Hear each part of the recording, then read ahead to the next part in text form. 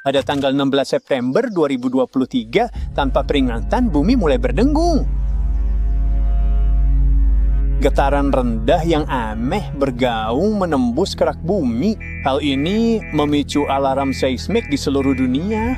Selama 9 hari berturut-turut, planet ini berdenyut dengan irama mengerikan itu. Dan para ilmuwan sama sekali nggak tahu apa yang sedang terjadi. Sementara itu, bencana total yang sangat besar sedang benar-benar terjadi di Greenland saat ini. Itu bukan gempa bumi. Mereka tahu setidaknya. Mereka bisa mengetahuinya dari iramanya. Karena kita semua hidup di atas lempeng tektonik raksasa, lempeng-lempeng itu terus bergerak dan meluncur di atas magma seperti gunung es di atas air. Terkadang lempeng itu bergesek, tabrakan, atau patah. Semua ini melepaskan energi luar biasa yang mengirimkan gelombang kejut ke tanah. Saat kita merasakan tanah bergetar, itulah gempa bumi. Getaran ini disebut gelombang seismik. Seismometer menangkapnya sebagai bunyi ping atau gemuruh. Dalam gempa bumi pada umumnya, gelombang ini menghasilkan berbagai macam frekuensi. Ini adalah campuran frekuensi rendah dan tinggi yang kacau balau, seperti menekan semua tuts piano sekaligus. Yang aneh dari peristiwa di Greenland adalah sinyalnya sama sekali nggak seperti itu. Itu adalah getaran dengan satu frekuensi yang stabil, seolah-olah ada mesin kuno yang sedang berputar di bawah bumi. Ini seperti satu tuts piano yang dipukul berulang-ulang, menciptakan suara yang suram dan berulang. Ternyata, yang mereka dengar bukanlah suara lempeng tektonik yang bergerak liar. Itu adalah fenomena yang belum pernah dilihat oleh para seismolog sebelumnya. Hari-hari berlalu dan suara misterius itu terus aja terdengar. Getaran itu berulang setiap 90 detik, menggema ke seluruh dunia. Pencarian jawaban pun semakin putus asa. Para seismolog sama sekali tidak tahu apa yang sedang mereka hadapi. Mereka harus mengumpulkan tim internasional besar yang terdiri dari 68 orang dari 15 negara. Semua ilmuwan ini mengumpulkan data seismik, citra satelit, dan melakukan perhitungan matematika tingkat lanjut selama beberapa hari. Sampai akhirnya mereka menyadari siapa pelakunya.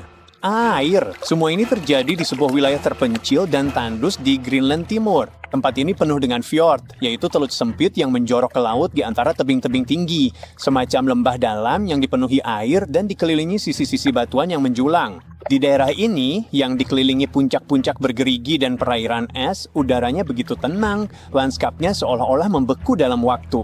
Tidak banyak yang berubah di sini selama bertahun-tahun. Sampai suatu hari,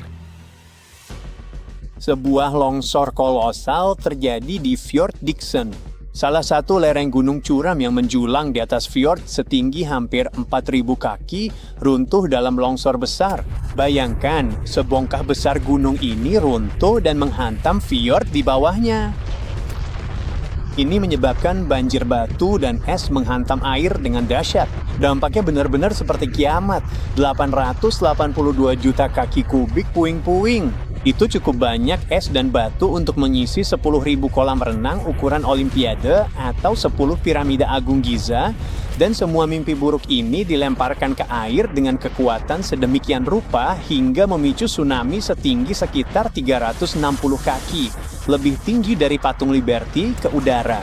Yang gila adalah gelombang yang sangat kuat ini terperangkap di fjord oleh tebing-tebing sempit, nggak bisa keluar. Ini seperti air yang bergoyang-goyang di dalam bak mandi tertutup. Selama 9 hari, mega tsunami itu terus mengaduk-aduk di dalamnya. Itulah sebabnya kita mendengar dengungan tak berujung ini. Itu adalah gerakan air yang berirama bolak-balik menghantam dinding. Gelombang kejutnya merambat jauh ke dalam kerak bumi. Getarannya begitu kuat hingga terdeteksi oleh seismometer di seluruh dunia. Fenomena langka yang belum pernah terjadi ini membuat ilmuwan tertegun. Ini adalah perpaduan sempurna berbagai unsur. Gletser yang melemah akibat pemanasan bertahun-tahun tak lagi mampu menahan beban gunung di atasnya. Runtuhnya hal ini memang tak terelakkan, kekacauan itu mengguncang inti bumi. Sementara orang-orang sering nongkrong di sini. Dengan kapal pesiar yang lewat, kita beruntung tidak ada korban jiwa dalam bencana ini. Tapi itu benar-benar nyaris saja. Sebuah kapal wisata yang terdampar di daerah itu hanya 2 hari sebelumnya nyaris lolos dari jangkauan tsunami hanya karena keberuntungan semata. Tapi itu bukan berarti tidak ada kerugian. Gelombang itu menghancurkan sebuah situs Inuit di dekatnya yang telah ada tanpa tersentuh selama lebih dari 200 tahun. Gelombang itu juga menyapu habis pondok-pondok di sebuah stasiun riset yang berjarak sekitar 43 mil. Getarannya merambat dari Greenland hingga ke Kutub Selatan dalam waktu kurang dari 1 jam. Itu menunjukkan betapa berbahayanya peristiwa seperti ini. Dan ini bukan satu-satunya tempat di mana bencana seperti ini terjadi.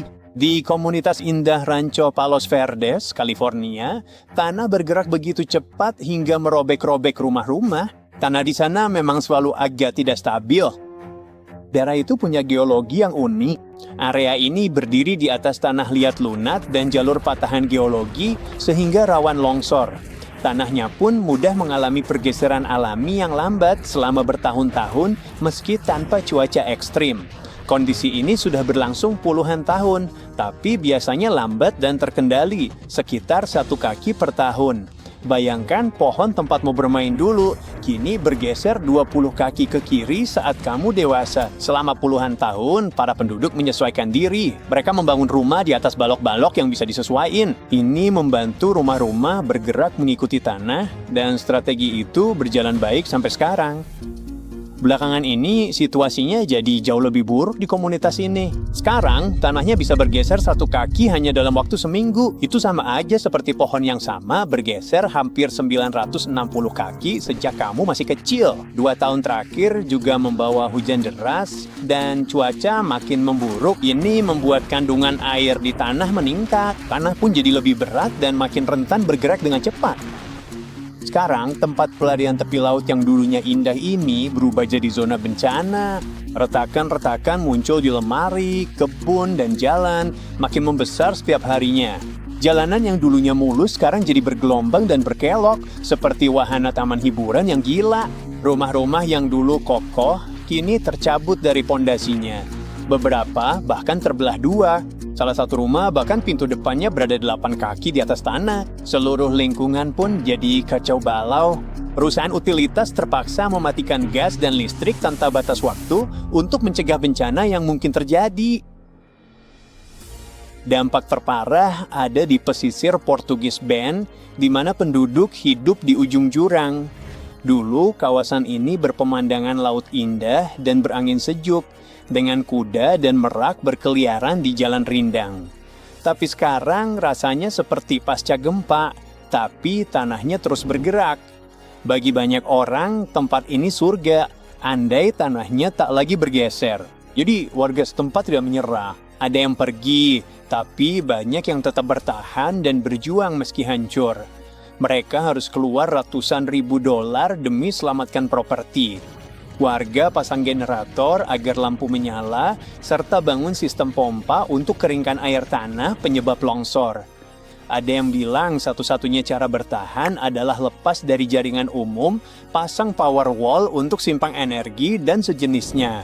Orang-orang berupaya mengoperasikan sistem pembuangan pakai generator. Mereka berharap bisa menghilangkan air di dalam tanah yang jadi penyebab utama longsor mengerikan ini. Mereka bertekad untuk melawan, tapi mereka akan membutuhkan bantuan dan dukungan dari pemerintah untuk menghadapi bencana ini. Longsor sebenarnya lebih sering terjadi di seluruh Asia daripada yang banyak orang kira, dan peta serta data baru menunjukkan bahwa jutaan orang di negara ini mungkin dalam bahaya. Para ilmuwan berhasil membuat peta pertama yang sangat detail dan keren yang menunjukkan di mana longsor bisa terjadi per kabupaten. Peta ini dibuat berdasarkan banyak data dan sejarah 1 juta longsor sebelumnya. Mereka mengatakan bahwa hampir 40% wilayah Amerika Serikat berisiko mengalami aktivitas longsor yang bisa menyebabkan bencana besar di beberapa daerah. Untungnya, sekarang baik penduduk maupun insinyur bisa mempertimbangkan hal ini. Tapi semua ini menunjukkan betapa rentannya kita terhadap bencana alam dan betapa kita harus selalu waspada.